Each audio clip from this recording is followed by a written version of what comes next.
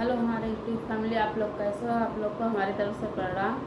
आप एक हम लोग नाच गीत सुनाने जाए, चुटकुला गीत है, थोड़ा ध्यान। हमार कंगना राजा तू ही चोराया, हमार कंगना राजा तू ही चोराया, हमारी चोराया राजा तू ही चोराया, तू ही चोराया राजा तू ही चोराया, हमार कंगना राजा तू ही चोराया, हमार कंगना राजा तू ही चोराया।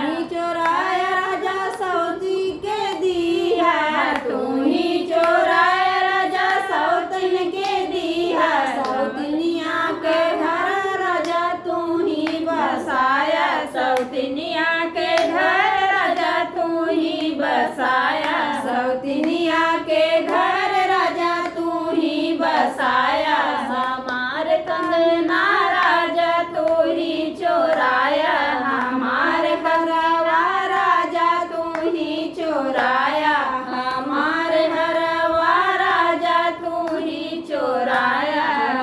चोराया राजा सौतिन के दिया, हरवा चोराया राजा सौतिन के दिया, सौतनिया के घर राजा तू ही बसाया, सौतनिया के घर राजा तू ही बसाया, सौतनिया के घर राजा तू ही बसाया, सौतनिया के घर राजा तू ही बसाया, हमार कंगना राजा तू ही चोराया, हमार कंगना राजा तू ही चोराया।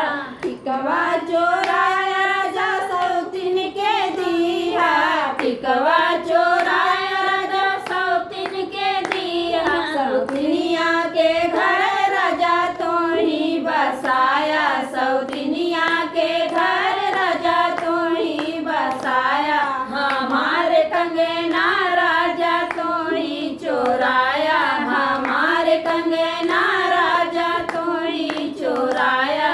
छगला चोराया राजा सौतिन के दिया, छगला चोराया राजा सौतिन के दिया, फैजन चोराया राजा सौतिन के दिया, सौतनिया के घर राजा तू ही बनवाया, सौतनिया के घर राजा तू ही बनवाया, सौतनिया के घर राजा तू ही बनवाया, हमार कंगना राजा तू ही चोराया, हमार कंगना राजा तू ही चोराया।